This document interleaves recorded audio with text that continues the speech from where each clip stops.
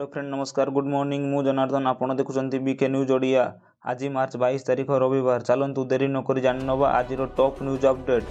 देश विदेश आरंभ कर ओडिशार समस्त गुरुत्वपूर्ण खबर जानीपारे से आपन को अनुरोध भिडटी को लाइक करेंगे आउ चैनल नुआ आसी चैनल टी सब्सक्राइब करेंगे। विरोधी दल नेता नवीन पट्टनायक बड़ घोषणा। निलंबित हेले 6 विधायक। राज्यसभा निर्वाचन क्रॉस भोटिंग करुथिबा बेले बिजु जनता दल आज संध्यारे 6 जन को निलंबित करिछि।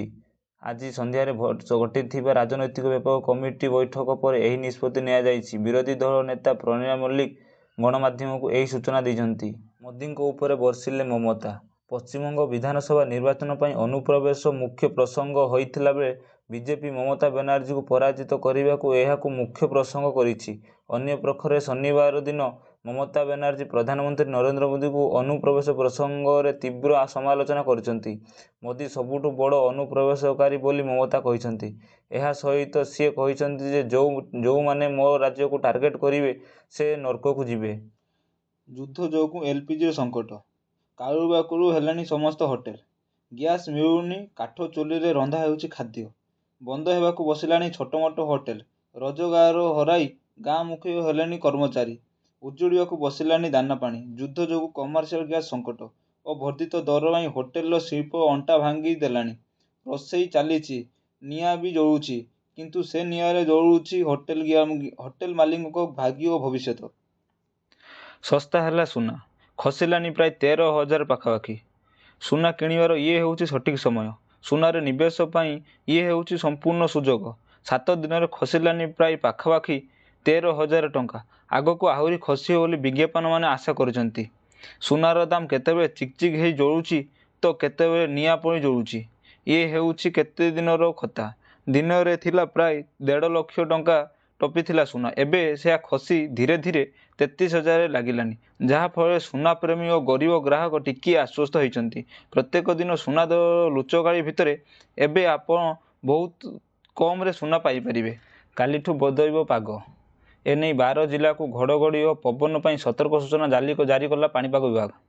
मयूरभंज और बालेश्वर जिला को काली पाई ऑरेंज वार्निंग जारी कर ता सहित 10 जिला को घड़घड़ी और हालुका पवन नहीं येलो वार्निंग जारी कर 10 जिला मध्यरु सुंदरगढ़, केन्दुझर, जाजपुर, भद्रक, केन्द्रापड़ा, कंधमाल, कलाहांडी, नवरंगपुर, कोरापुट एवं मालकानगिरी जिला को घड़घड़ी सहित येलो वार्निंग जारी कर गला किछि दिन धरी खरारे छटपट हेउथिबा लोकंकु आश्वस्ति मिलिबो। बाइक आरोही मुंडरे चढ़ीगला यात्री भाई बस। द्रुतगति महाविपत्ति। द्रुतगामी गाड़ी जोगु अनेक समय जनसाधारण जीवन जाउछि। यात्रीवाही बस अनियंत्रित होई जड़े बाइक आरोही जीवन नेइछि। पुरी जिला गोपरे आज अपराह्न यात्रीवाही बस चढ़ी जाइछि। फल बाइक आरोही मृत घटी। मृत युवक हेले प्रशांत मल्लिक। अल्पके वर्तिले विधायक समेत 40 जन यात्री। भुवनेश्वर मालकानगिरी अभिमुखे जाउथिबा घरोई नीलकंठ बस रे अग्निकांड। अल्पके वर्तिले चित्रखंड विधायक मंगू खिलो समेत 40 जन यात्री। बसटी संपूर्ण भाव जली जाइछि। बस्ता भितर मिलिला नाबालिका मृतदेह। गतकाली संध्यारू निखोज थिले जड़े छात्री मृतदेह जंगल में पड़िथिबा आज देखा मिली। घटना घटी मयूरभंज जिला करंजिया थाना बणसाही। जड़े 8म श्रेणी छात्री गतकाली निखोज थिले। आज तांको मृतदेह एक बाउंश बुदा मुहरु अखा भितर ठाब होइछि। केही दुर्बृत्त तंडी चिपी हत्या पर आनी फिंगी देइथिबा अनुमान कराଯାଇଛି। खबर पाई घटनास्थल में करंजिया उपखंड पुलिस अधिकारी सहित करंजिया पुलिस पहुंची तदंत आरंभ करिछि।